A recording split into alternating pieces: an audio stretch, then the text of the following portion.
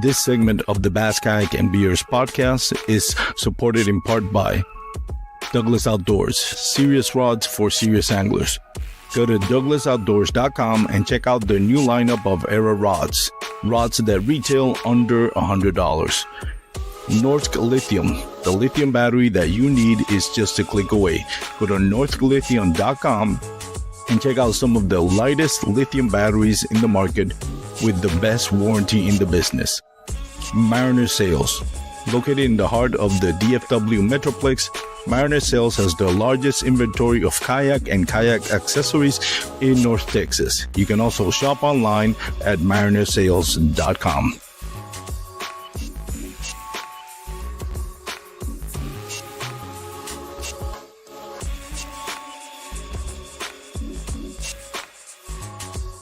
What's up, everyone? Welcome once again to the Bass Kayak and Beers podcast, or real life, actually, the live show on the Bass Kayak and Beers podcast. I should have said that. I always kind of screw up after taking 1 or 2 weeks without doing a live show, so it feels like the first time doing a live show. But we're back on track. This week, went hunting last week. It's been super hot here in Texas for October. It's been in the 90s. Bow hunting was horrible. Went up to Whitney Lake at the the Army Corps of Engineering. We got the permits for that. Went with a couple of friends. Man, I could not find a buck. Saw some does. It was really, really hard. I got bit by so many mosquitoes, like all my back, all my shoulders, my hand, my knuckles are full of mosquito bites. You would think just on average, I should have every single mosquito-borne virus, like malaria, chikungunya, I don't know, what's the other one? West Nile. But thankfully, although I'm feeling a little bit on the weather, but thankfully it looks like I don't have any of those mosquito-borne virus. But it was tough, man. It was tough. I'm hoping weather cools down a little bit and get some bow hunting. The Lone Star Throwdown is this week, and unfortunately I can't make it. But if you haven't signed up, if you're living Texas or near Texas, you can sign up at the Lone Star Throwdown. I think it's on Tourney X. That's the biggest local event here in Texas. It's really about a celebration of kayak fishing in our community. So here in Texas, so it's really fun. Duke Tran and the guys from Mariner Sales do an amazing job of hosting the Lone Star Throwdown. If you have never done a Lone Star Throwdown, you should really do it. It's going to be really fun. I don't even know what lake it is. I'll ask Bryan Howell. He's one of our guests today. He'll probably give us the inside information on that. Unfortunately, like I said, I haven't gone, so I haven't done much research on it, but I have fished it in the past and I had tons of fun with it. Anyways, today's episode is going to be about mental struggles or staying mentally strong. And this came about because I asked Bryan to come up to the show and kind of break down his big win at the Bassmaster Kayak Series and Toledo Bend. But I didn't want to do it the traditional way. I wanted to ask him, what's something that helped you on that tournament, whether it's a technique or a bait or, adapting to changes, something that you say was the key for you to win. And he immediately said, man, mental fortitude or staying mentally positive. So I was like, okay, we're gonna dedicate this show in, about Toledo Bend, but how he mentally achieved and overcame the struggles he did on day 2. And that got me to the idea, man, I should have Cristopher Blanco from Urban Fishing TV, because he had a tough day 1. He only caught 1 fish. And then day 2, he puts up one of the biggest 5-bag limits on this year on a one-day turn. I mean, on a one day, I think it's something like 101 inches on Toledo Bend, which I haven't seen 101 inches bag in Toledo Bend on any tournament national. Maybe I'm sure it's maybe some local trail has put up numbers like that. But not only that, he also caught the biggest bass of the tournament, a 26-inch monster who traveled a week in less than a week, traveled from that waters, I don't know how, and found its way to Lake Fork, where he also was caught on Lake Fork, allegedly. We'll talk a little bit about that. That was crazy. Some cheating going on. So, Anyways, that's what the show is going to be about. Let's start bringing in some more guests. First of all, I'm going to bring them one by one. Let's bring in Cristopher Blanco, and then we'll bring Bryan Howell. Cristopher, how you doing, buddy? Hey, how are you? Good evening. I'm great. Man, glad to have you back on the podcast. Congratulations on your big bass Thank and you. an amazing day too. Like out of a 1 day bag limit on the Bassmaster Kayak Series, I think throughout the year, that was one of the biggest ones. What is it, 101 inches or something like that? 101. Yeah, That 101. is crazy. And a 26-inch bass, man. You caught it on a chatterbait, right? Chatterbait, yeah. That's crazy. So I'm sure you've heard by now, your bass made an appearance at the Native Big Bass Power Hour. Miraculously, same picture. We can tell it's the same bass. Obviously, for those that don't know, some individual. I feel hesitant to start calling name and disrespecting people because I don't have firsthand knowledge of what happened. Now, Jeff Malott did a video on it on YouTube. You can go check out Jeff Malott's YouTube page. I think it's just Jeff Malott's Fishing. He does a breakdown of what happened. Somebody actually, I don't know how, cropped the picture from Christopher's 26-inch bass and added it to his board, a picture on his board, and submitted it. And you can tell just by looking at a picture that there's something funky going on with the picture. But of course, the tournament director noticed the metadata was corrupted. Yeah. They did the investigation, find out the person was stealing Christopher's picture from a fish and adding, like, that's next level stupid. And again, I'm not gonna say the name because I don't have first-hand knowledge of it. I did speak to Jeff Malott. He did speak to the tournament director, and that's why he made the video, because he does have sources that have first-hand knowledge of what happened. Like the tournament director disqualifies, and he showed them the proof. And again, go check out the video. He does a great job of breaking it down, and it's kind of comical. But so now you have the most famous bass ever caught, not just because of its size, but because the infamous travels. What are your thoughts on that? No, I mean, so Jay from Bearded Dad was the one that alerted me of what was going on. Hey, hey, there's By the Jay. way, we got him on the comment Yeah. section. What's up, But I puppy? mean, first I thought, well, how easy, I'm wondering how easy is to do something like that. So I look at the video and I notice that the picture is way off, right? Actually, it's even smaller. So in order to avoid getting to the 26 inches, I guess he reframed it to like 25 and a quarter or something like that. And it just looked awful. So, he put himself in a very tough position. It's you live by your decisions at the end of the day, and he just made the Yeah. wrong one, and that's gonna impact him probably for the rest of his life. If he's really into kayak fishing, which it looks like, right, like from a tournament perspective. So I mean, it's sad to see it out there, but I gladly we have different means of understanding when people are trying to do that. So at least that's out there. And I think it wasn't a huge turnout for that tournament. So I think, Big Bass by the hour, I think it was only paying 250, something like that. For Got I'm it. not Bryan might know. He's coming in just a second.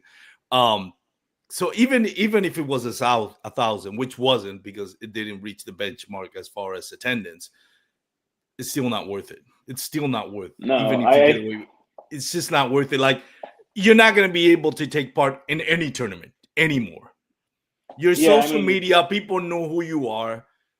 You're only going to be known because you're a low life POS cheater. well, I think that's what if you look at the comments, there people are not necessarily interested on where he's at or the tournaments that he fishes. It's his name. So people Yeah, are calling him by his name. He's made himself famous for all the wrong for reasons. all the wrong reasons. So it's just not a good decision, and you can see the outcome of something like that. I just don't get it, man. I don't get why anybody would do something that stupid. And honestly, Bryan, I'll let Bryan tell the story, but Bryan did check on the history of the tournaments he's participated with. That gentleman has participated, and he has done the same thing with his own fish caught, on that he's taking pictures. So he has reused pictures. I don't know how he's done it, but you can tell they're kind of fake. Um, and Brian Howell has lost hundreds, if not thousands of dollars because of this. And we have a comment from Bearded that fish is the damage to your reputation is never worth it.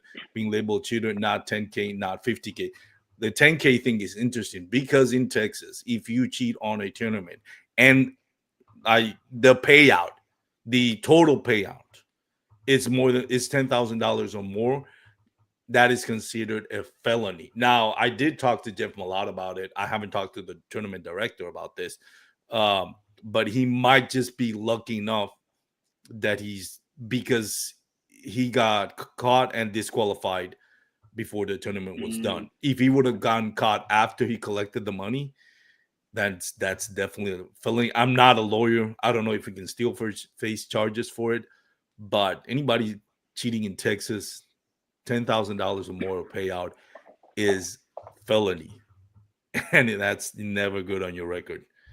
But let's bring in Brian Howell in to add to that. Brian, how you doing, buddy? What's up, man? I'm doing well. Congratulations, man. Both of you. Christopher, you got big bass, and you, Brian, you actually won the tournament even though you had a tough day too. Congratulations to both of you. That was amazing tournament, and I'm sure you're both super happy with the outcome.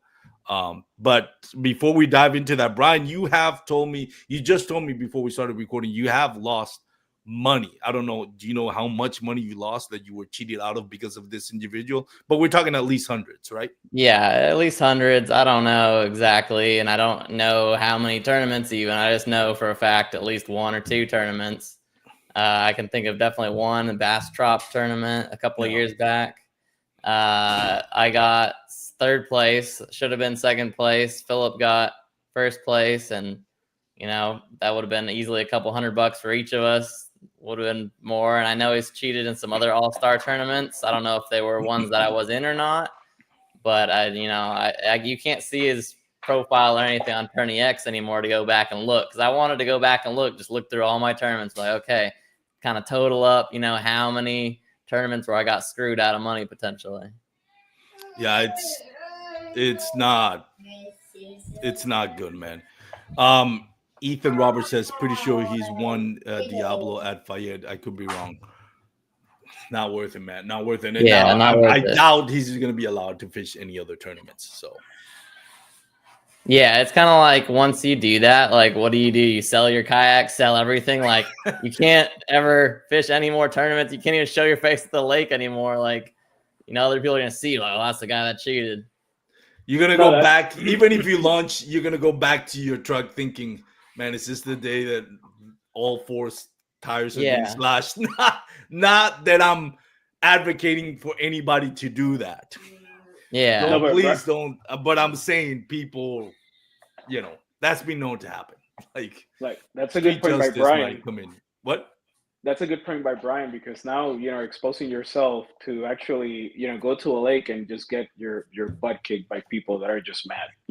And people can react different ways. So now something that I'm not going to argue, he probably loves what he does, right? I'm sure that he loves kayak fishing, but now that's in jeopardy because of that decision, right? Yeah. So it is much more than money and tournaments. It's really your passion, what we're passionate about, you might not be able to do it anymore in the place you live. I remember, not to bring salt to a wound because I really like the guy, but what is it, Marcos Coast from Arkansas? Like, he's done with kayak fishing, and he was just fishing out of bounds. And I talked to him after he got disqualified. That was the KBBT or something like that. I don't know. It was one of those tournaments. He was either the team event or the KBBT. And I talked to him about it, and he's like, dude, what happened? Because I'm a friend of yours. We've roomed together on Lake Fort for tournaments. Talk to me straight. Did you did this? And, and he says he owned up to it. It's like, I screwed up. I shouldn't have done it. I got tempted to do it, and I found that temptation, and I owned up to it, and I'm done. Like, he's out of kayak fishing. He's out of kayak fishing, out of on social media and everything, just because he can't show up his face in that community. And he's a nice guy, but he just made a huge, big blunder, and it cost him.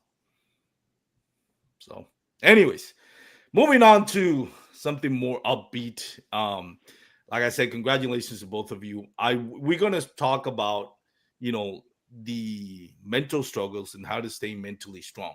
You both have completely different perspective on this tournament. Like Bryan, you had a great lead after day one, I think something like 3 inches, and then you struggle on day two, and of course you don't know if what you're gonna find on day two is gonna be enough to win. And there's that pressure of like everybody knows that I'm in first place. I'm sure after day one, you got a bunch of texts of friends and family. Congratulations, so you're in first place, you're in great position.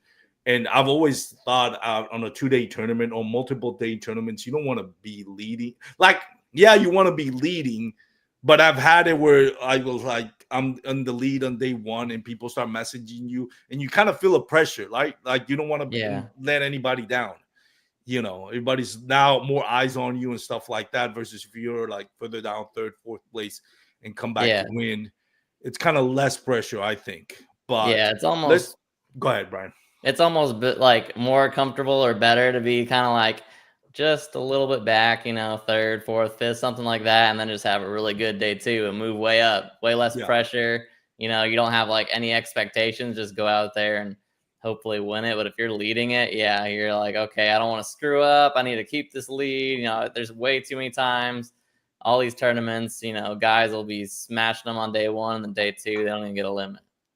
So day two, we'll start with you, and then Cristopher, we'll go back and forth. But I want to start with you, Bryan. On day two, again, big lead after day one. Day two comes out really slow. You're really struggling. You don't, at halfway through, you don't know if you're going to even get a limit. And even when you got a limit, you knew it wasn't going to be good enough. You needed to call.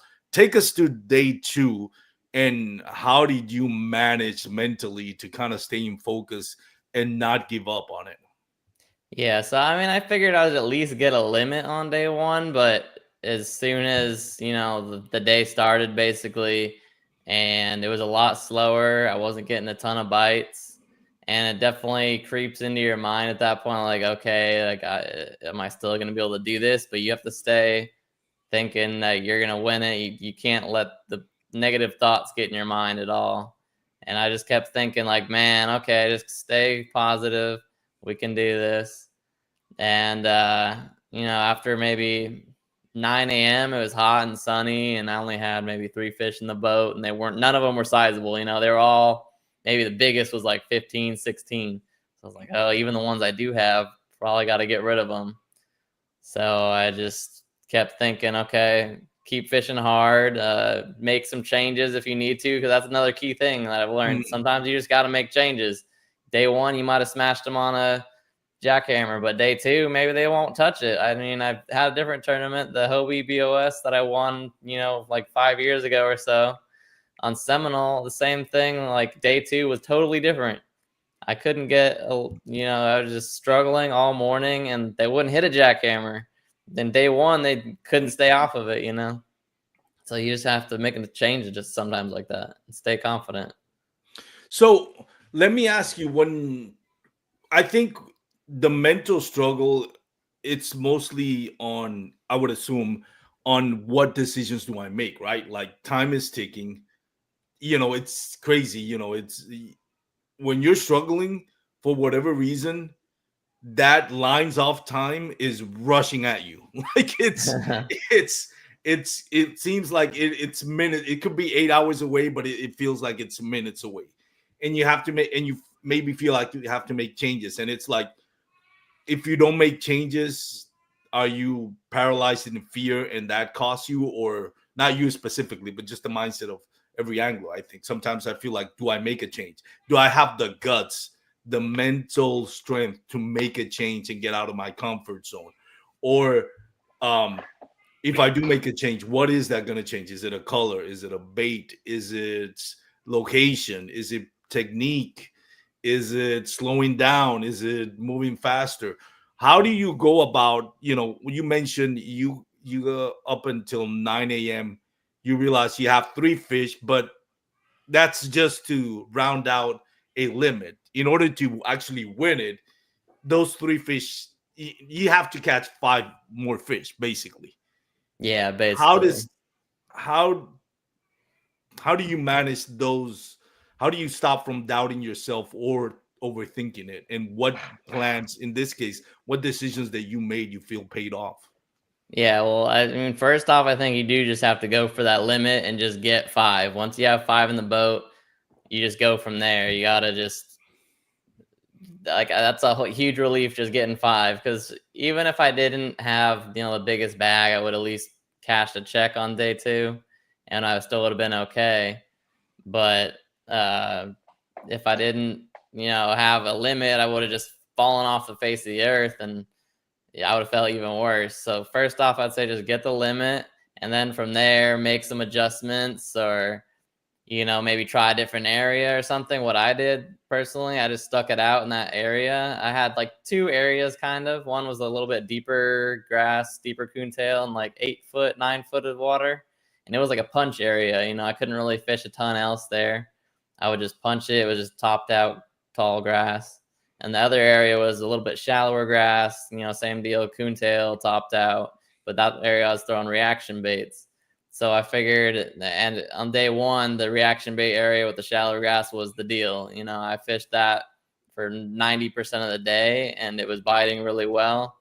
But I did have to make a decision at some point. I mean, I don't want to say I stayed too long on that stuff on day 2, but I had so much confidence in that area, and I knew this tournament, it was just a tough tournament, and I knew that you'd have to stay in it mentally, even on day 1. I mean, you just have to stay in it on that spot. I felt like if you just stayed on one spot, that eventually they were going to bite. Like the fish were there. You just had to keep it in their face, put it, in their face a million times. And I felt like they would just turn on at certain points.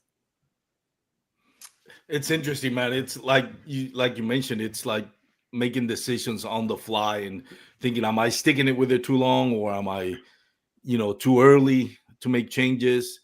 For you, Cristopher, let's go back to you for a second. You completely different spectrum, right? You feel you got only 1 fish on day 1, right? It's like something like a 14 and a half incher, 14, I think. yeah. 14 incher.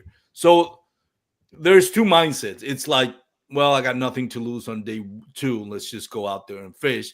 But I also understand the standpoint of like, man, you go on a tournament, you're always gonna have, a realistic expectation of like, now maybe I can do, either I can win it. And it depends, right? Like Bryan, your expectation for a tournament may be different than mine, going by your success and the lack thereof on my end. But where I may be happy with a top 20 finish, you might be thinking to yourself, top 10, 20 finish is not what I'm aiming for, right? I'm aiming for winning or top 3 or getting into the class, not the classic, the championship.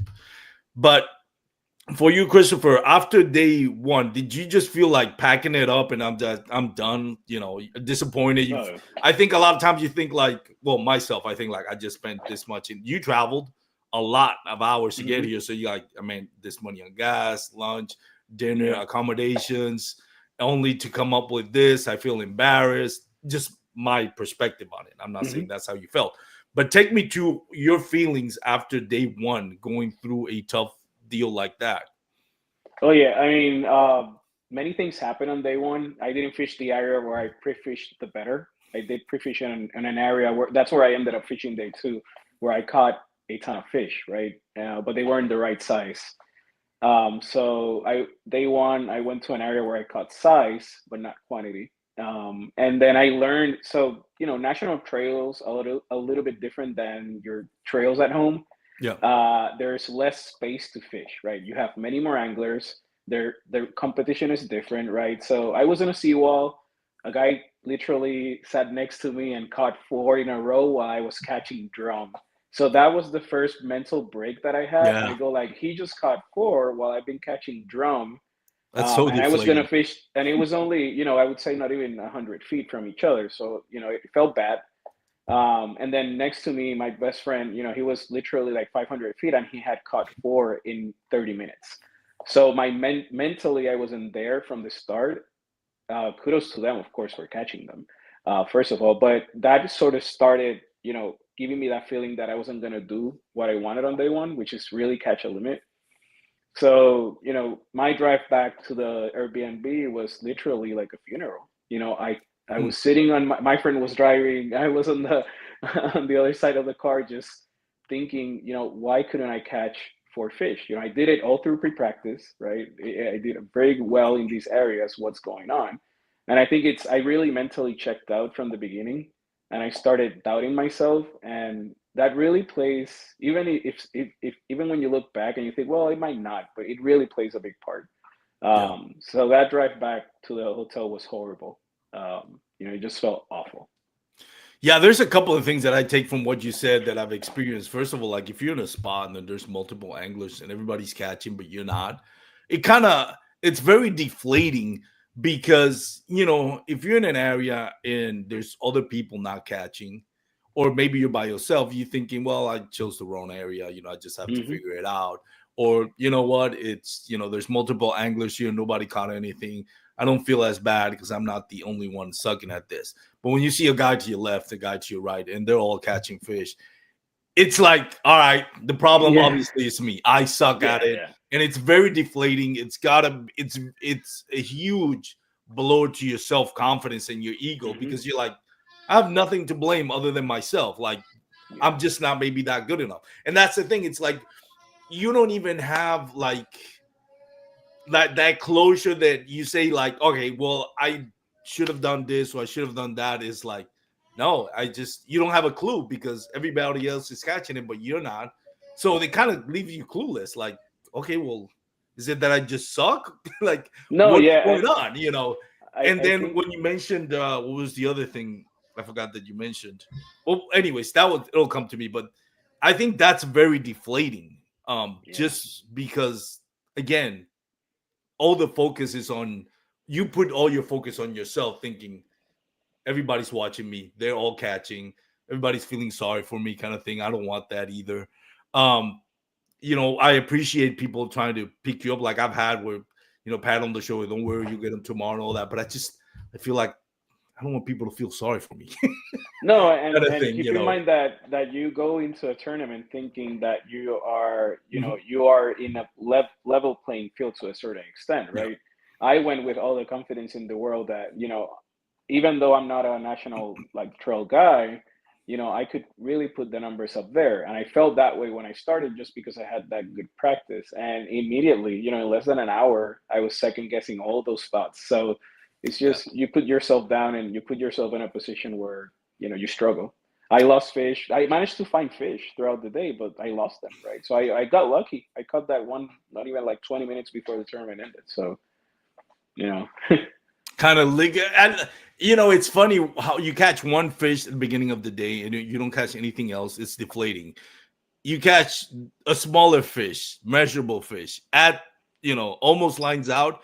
It's like completely different feeling. It's like a little bit of vindication. All right, I didn't get skunked. It's funny how your mind works. It's like, it yeah, may be even a smaller bass, but you still feel proud. It's like, well, at least I didn't get skunked. It's like the yeah, expectation, the bar has been set so low that I'm like, I'm just hoping I don't get skunked. I don't want to be the guy that was like, oh, he didn't catch a fish. yeah, you yeah. know, but that's the other thing that I wanted to mention, it skipped my mind. But when you do great at pre-fishing and then you skunk it up, not you in this one, but just in general, on tournament day, and that has happened to me. Most memorable was Broken Bowl, the last tournament that was held on Broken Bowl. Pre-fishing was amazing, and then the decision to where I was going to fish, I just feel like I overthought of it. I overthought it and made a stupid decision, and that's really debilitating too because it's like, all right, now it's in my head. Like I know I can catch him. I did him pre-fishing, but my decision making is off. I'm not being smart. I'm not being wise about of where I should fish. So when you said you were doing great on pre-fishing but went to a different spot on day two, how did that affect your psychic? Was it more of like, all right, well, I can go back to my spot I pre-fish and I think I can get him, or was it more like, dang it, why didn't I follow the plan. Like I had it on pre-fishing, I screwed up. Yeah. Which side do you fall on this case? For me, it's a little bit different because we were traveling on one vehicle, two kayaks, and both wanted to fish different areas on day one.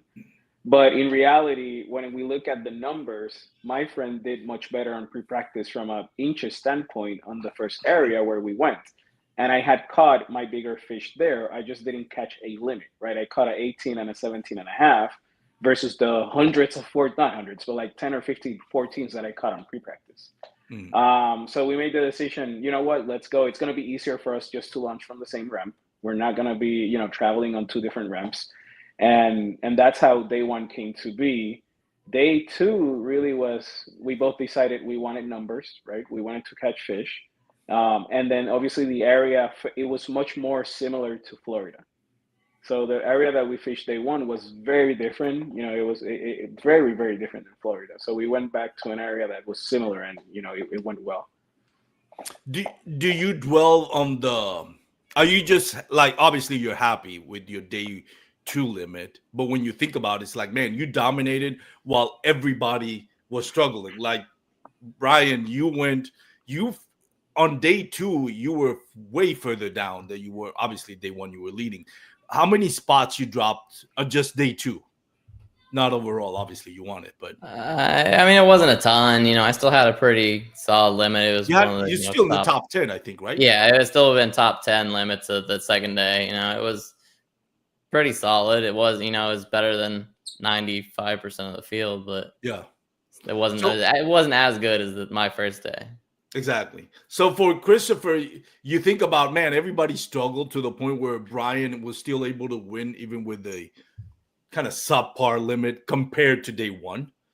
Not that I'm insulting what he did, but just compared to day one, right? Yeah. And when you think about that, Cristopher, do you dwell on what could have been if you would have done that, or are you just happy with the result? I'm happy with the results. Even day two, many things happened that put me on that place. I was fishing open water, still on grass. I was looking for 5-6 feet of water on a chatterbait, and it didn't work at the beginning, right? I went to the frog. That's how I caught my first fish.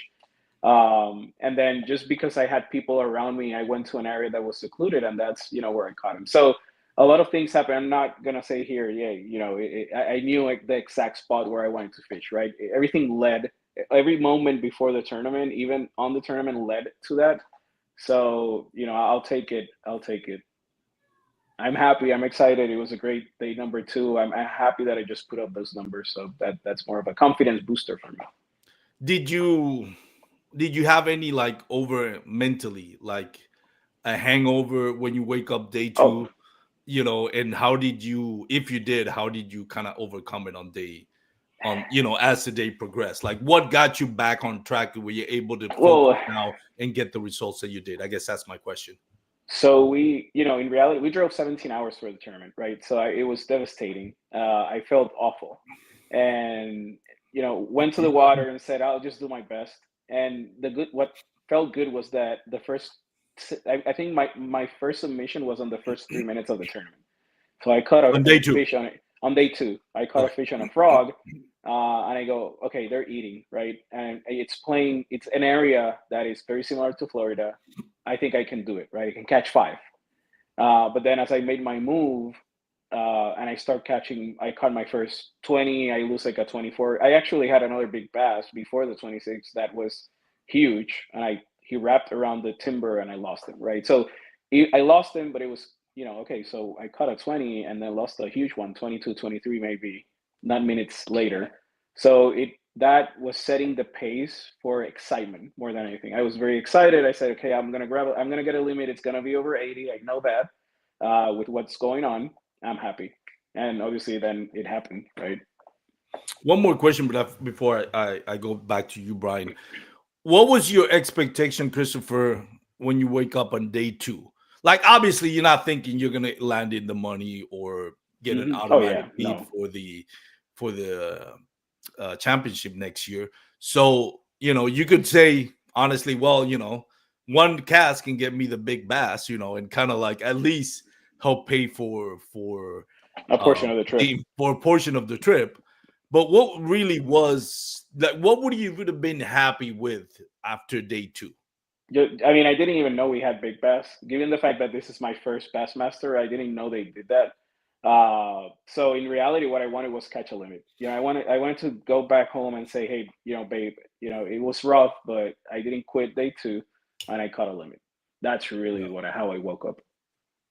It's funny, like Bryan, have you ever done this? Like when I go to a tournament and I suck at it, I want to go immediately the next day and fish it just for fun. Not the tournament's over. There's no reason to go back other than just my own vindication. Like that, I can't wait to get back on that lake, just because I want to feel like, and maybe that's a good thing, to feel like, all right, let me try to figure out. Let me get some vindication out of this. You ever done that where you struggle on a tournament? How do you feel? Do you ever feel like, I want to get back to this lake as soon as possible and get my revenge on this lake? Yeah, sometimes you feel like you just need that redemption, or maybe you're thinking, oh, I should have done this differently. What if I did this differently? And you're like, if I go out there and throw this bait instead in this area, my second area, whatever, you would have done well. And you're kind of like thinking in the back of your head, like, oh man, like you just kind of want to scratch that itch to figure out if you had any clue and just kind of soothe your wounds. So going back to you, Bryan, day two, you got 3 at 9 o'clock, and then but you knew you needed to, if you wanted to win, you needed to upgrade those 3. When did you started feeling the pressures, like I may not even be in the money on this, or I may not even win? When did that started clicking, creeping its ugly head into your mind, and how did you handle it? Yeah, I kind of started thinking about that maybe 11 o'clock or noon. But, I just kept trying to push that away. I was like, oh, like just stay confident, stay in it. Like if you're thinking, hey, I'm not going to win, then you're probably not going to win. That there's so much confidence in fishing is just the most important thing, basically. I mean, like one thing that I noticed that Cristopher said, he was saying how, oh, this fish is like Florida, and he's from Florida, so it's like, okay, he felt confident in the area he was in versus maybe the spot he fished day one. So confidence is everything. How do you try to regain your confidence once you lost it? Maybe not. Maybe this is not maybe this scenario was not an example, but in the past, what have you done when you feel like you've lost your confidence? Man, sometimes you just need to like a change of scenery, change a bait, something. You got to change up something, because a lot of the times you'll be stuck in kind of a rut, and just something has to change. So you might be in one area and you're not catching fish, and you're just in a bad mindset. You're like, oh, this spot sucks. Fishing this lake sucks. Everything sucks. And then you're going to go somewhere else and just be like, okay, I need different scenery, different everything, just to kind of reset my mind. That always helps me. What about you, Cristopher? Have you ever gotten to a point where you've lost your confidence, and what do you try to do to regain it? Yeah, no, I mean, I try to go back to history, right? In my case, from my trails, I had success and I had failures, right?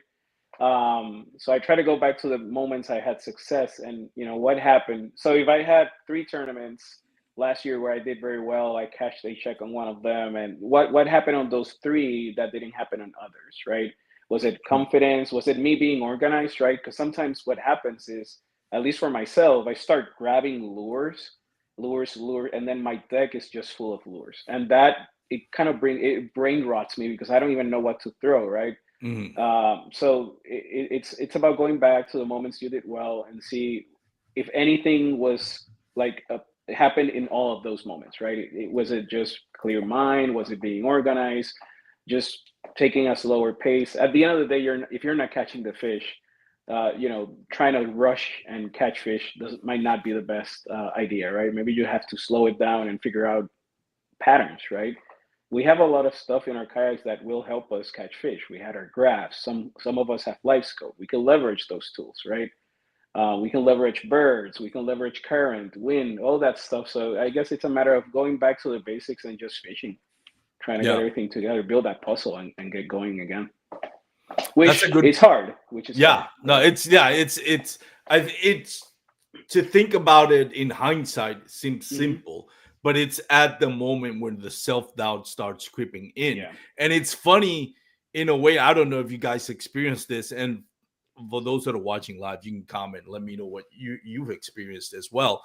To me, when the last time that happened to me, like Cattle Lake, I ended up having a good tournament, meaning I got a limit. But halfway through day one, after having a great pre-fishing, and doing exactly what I did, not overthinking, it's like, this is what worked on pre-fishing. This is exactly what I'm going to be doing, and nothing's happening, no bites, nothing's going on. One of the things that I struggle a lot is like it actually transcends fishing. Like when you start having those self-doubts, man, I don't know about you, maybe because it was my upbringing, and I love my old man, but he was one of those that would fix things with a belt, kind of thing. So that sometimes is like one of those things that it transcends like the lack of confidence. It'll start working on me where scenarios from my past start actually just thoughts of it, of like, oh, being a failure, being a disappointment, things that again, I love my dad, but maybe he said out of anger one day, and for whatever reason that stayed in my subconscious, and now it's popping back up. It's like, it's crazy. Maybe it's because I take it too seriously. I don't know if you guys have gone through that, but it comes to a point where it's like, all right, I just need to cancel all the noise and just stop thinking about past issues that are creeping up just because I'm having a bad day on the water. I mean, it's just me. I don't know if that's happened to you guys, but one of the things that that has helped me in other tournaments, even if I'm not catching, like, go back to throwing your favorite bait. Like, for example, like there was a point where I completely lost confidence. I was trying something new. It wasn't working out. I couldn't even tie what I was trying to tie on because I was doing it wrong. And I just like stop, and I was like, you know what? Chatterbait hasn't worked. But just bomb casting right now and taking my day out on a cast and just watch that chatterbait fly over the skies and reel it in, even though I'm not going to catch anything, just feels good.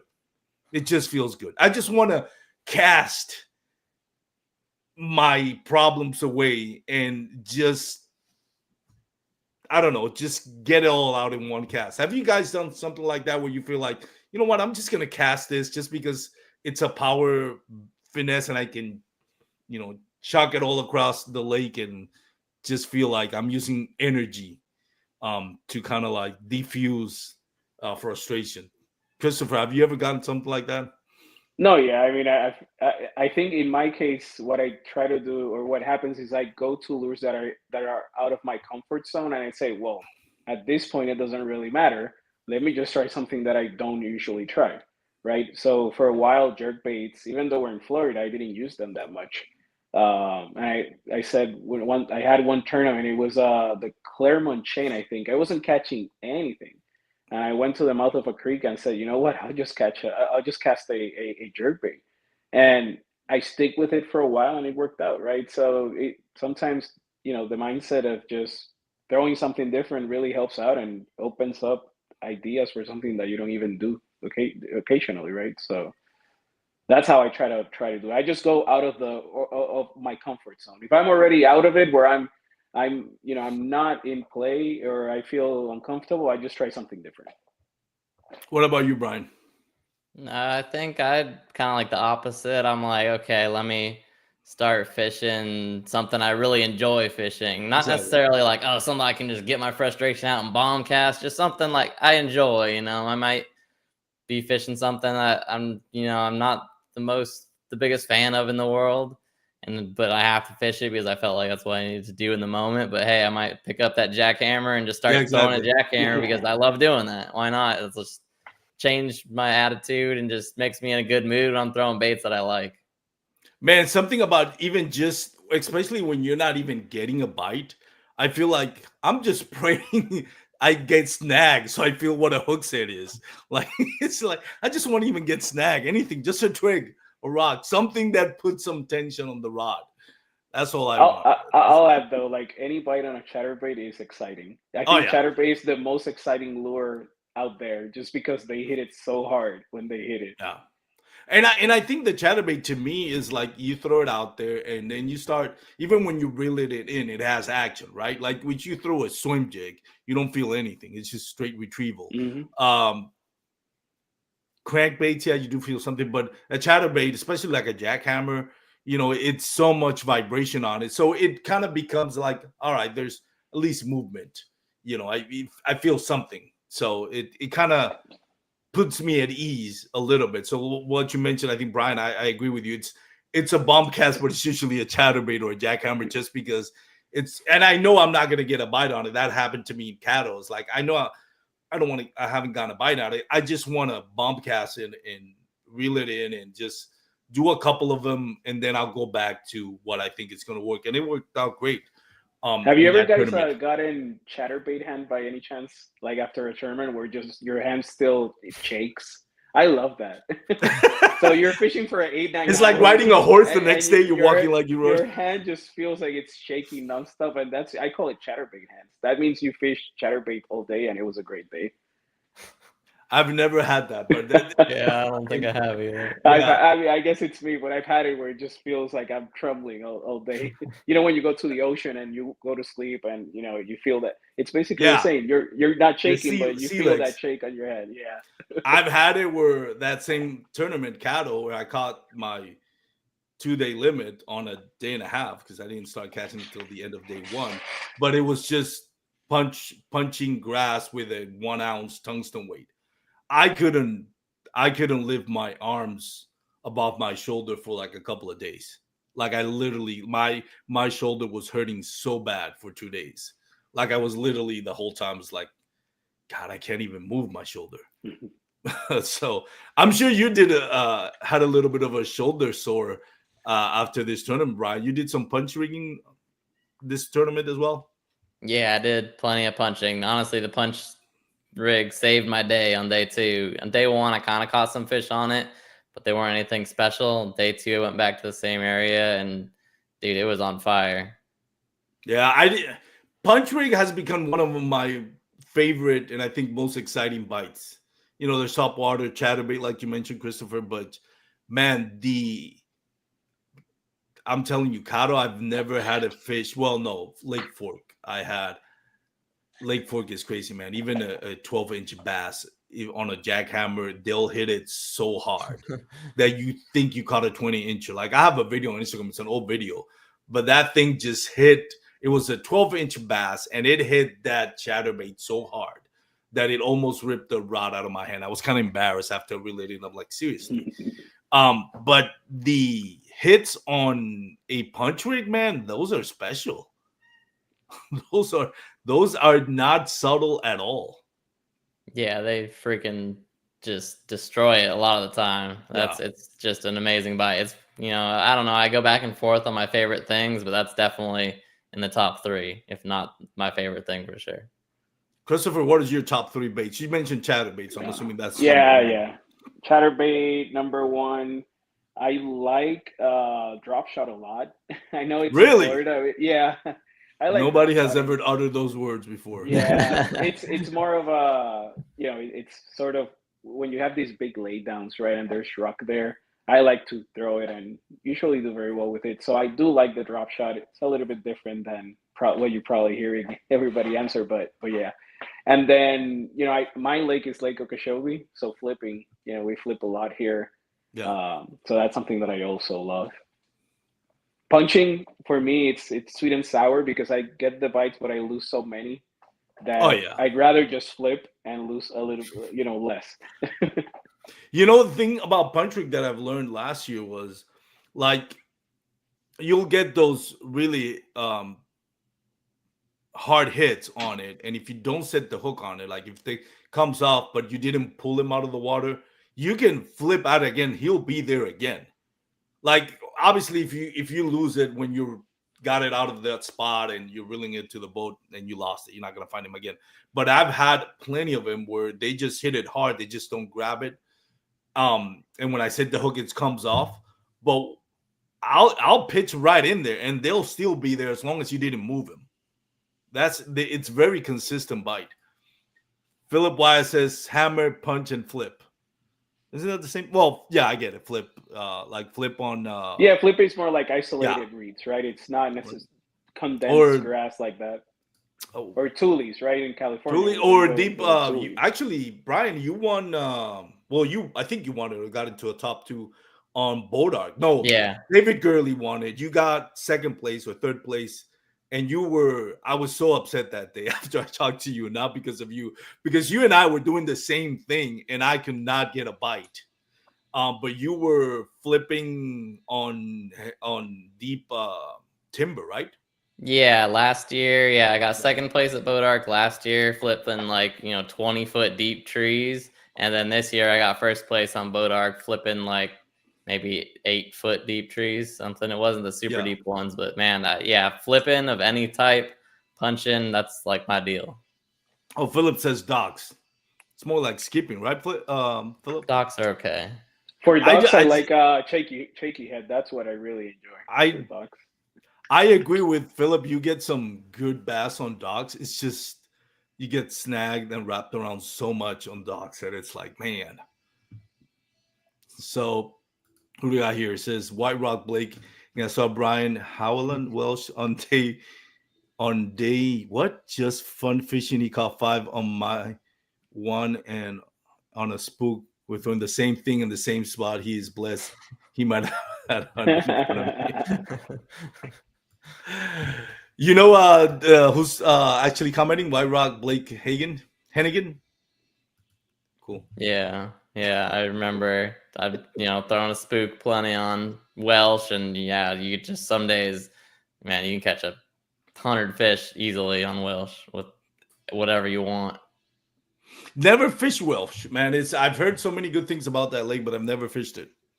Yeah, it's one of my favorite lakes for sure. It's super fun, just tons of grass. It's insane how much grass there is there. Yeah. Before I let you go, gentlemen, one last tip when it comes to mental strength, Bryan. If you could round it out in a brief comment, what would you say is a tip for anybody that's struggling mentally? What would you say it's what they can do to kind of like get back on that horse and kind of keep fishing? Yeah, I'd say just believe in yourself. Don't let the negative thoughts in your mind. Like you just, I don't know, you need to just like your whole life just has to change to like even just have a different mindset where you're just going to be positive about things and not let the negative get on your nerves. What about you, Cristopher? One big advice you would give for that? I would say just remember why you're doing this. It's for the love of the sport. There's more to it than tournaments, really. Me catching a fish brings me so much joy, regardless of the size. So I would think that's kind of my happy place. So maybe try it. Go back to that place where you said you're doing this because you love it, right? And that could potentially change your day. Good stuff, guys. I don't want to keep you guys too long, especially Cristopher. You're in the East Coast. It's a little bit later for you. But before I let you go, I wanted you guys to plug in your social medias, and if you have any sponsors, anybody you want to thank. Cristopher, by the way, did you just started a podcast show late? Yes, sir. Tell us about that. Yeah. It's called the Talk and Cast Podcast. So first episode launched last week. We did that with Guillermo Gonzalez. He's the captain of the Puerto Rican team. So, we went ahead, had a conversation. It's a different format. It's all going to be recorded on the water on kayaks, right? That's cool. I've started conversation with different people other than anglers from the industry, and it looks like we're going to have the future ahead looks great. Yeah. But I do need the support of the anglers, right? So I encourage you to go check out the first episode and subscribe, which is free, and it really helps the channel grow. That's a great concept. I started doing that with Cameron, who's just coming in. It's dope. Cameron and I did that on a lake in Texas, but unfortunately, I wasn't ready with the audio. I need to still work out the kinks. The audio didn't come out as good as I thought it was going to come out, so we had to slash it. We did still put up a video, but we had great conversations while we were on the water. I just couldn't get the audio fixed to be good quality where people can enjoy listening to it. You also part of the Puerto Rican national team. You just had a meeting for the Right. Pan Americans. Tell us a little bit about that and what's going on with Oh that. yeah. So as you guys know, Pan Americans, we try to run a Pan American tournament every year, right? Sometimes it happens in the U.S., Mexico, different countries. This year it didn't happen. Last year we did Lake Murray, but we are scheduled to do 2027 in Puerto Rico, right? Nice. Ponce, Puerto Rico. So we are working on the logistics. The board is gathering all the information they need, preparing. We have a year to prepare basically. So we're trying to get everything together. It's going to for approval within a month, right? To the federation, the Pan American Federation. So hopefully we get that approval, which looks like we will. And it's going to be a very, very exciting tournament. Very, very cool. You saying Ponce? For those that don't know, that's like Ponce, yeah. the south coast South is of the island, yeah. Iceland. So it's gonna be, I'm assuming, saltwater fishing. No, it's gonna be bass fishing. Oh yeah, Be bass. cool. Yeah. What lake do we have there in Ponce that holds? I can't remember the name right now, but it's a lake. They closed the lake for a year, so it would sort of refresh itself. Nice. And now they're doing all the topographic testing, the electronic testing, electric testing to see the quality of the fish. But there's a big expectation that there's going to be nice fish. There's already over more than 110-pounder being caught there a Nice. couple of years back. Is So it gonna there's be big fish there. strictly bass or peacock bass as well? I think it's going to be bass only. Oh, nice. Yeah. Nice. That's gonna be interesting, man. Can't wait to Yep. hear more about that. Where can people follow you on social media, Christopher? Yeah, sure. So Urban Fishing TV, that's my handle. Instagram, YouTube, Facebook, and then Talk and Cast podcast on Facebook and YouTube, and soon to be Instagram. That's where you can reach me out. Really excited. I got to listen to that episode. I saw you post on it on stories. I'm like, damn, that's right. I got to go check it out. So Thank you. definitely recommend everybody go check it out. Guillermo Rosales is very knowledgeable, by the way. It's always a great guest. He's a great speaker. Bryan, what about you? Where can people follow you on social media, and what's next for you? Yeah, so you can find me on Instagram, fire_ball, or Facebook, just Bryan Howell. Awesome. And what do you got next for the rest of the season? Do you have any tournaments that you're ready to go, or you done for maybe the throwdown? I don't know. My wife's sick. My son's sick. I'm not feeling the greatest, so I may not fish the throwdown. But after that, I have the championship for the East Texas, and I'm leading AOI for that, so I need to do well. Congratulations! Nice. Where's it gonna be at? At Lake Tyler, a 2-day tournament at Lake Tyler. Lake Tyler, that's a nice lake. Lance McWhorter is still running that, right? Yeah, Lance. Shout out to Lance over there. Congratulations, man. Good luck on that tournament, on your AOI running. Yeah, thank you. That's awesome, man. Well, gentlemen, Carol Wells commenting, hi guys, late to the party. Carol, you're never late. Don't worry. You can always catch us on our streaming platform. So if you are new to the show, come check out our social media, Bass Kayak and Beers, YouTube, Facebook, Instagram. We do have a live show running every Thursday. We try to do it every Thursday, but sometimes we can't.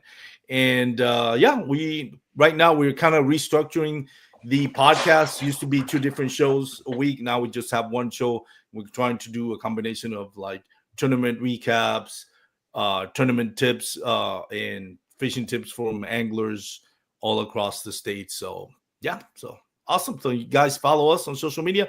And if you can also listen to us on any podcast streaming platforms, Spotify, iHeart, Apple Podcasts, really any major podcast streaming platform, we are there. If you're going to be on the water, of course, wear your PFDs. Have a great night, everyone. Amen to that. Peace out. Thank you.